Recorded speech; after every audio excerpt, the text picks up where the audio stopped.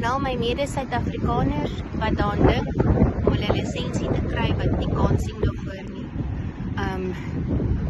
Enigste raad wat ek vir jou kan sê is Ambrish, hy is die oplossing. Ek het 8 jaar gewag, want ek was elke keer as ek begin dan dink ek nee genade, ek kan dit nie verder, ek kan nie. Ek het by Ambrish aangesluit, hy het my opgewonde gemaak, hy het my gemotiveer, hy was altyd beskikbaar, hy's vriendelik, hy's geduldig. Jy kan nie fout gaan nie, en hy bly saam met jou totdat jy jou lisensie het. Sy werk is klaar wanneer jy jou voljaar rosa het, maar hy bly saam met jou tot jy jou lisensie het.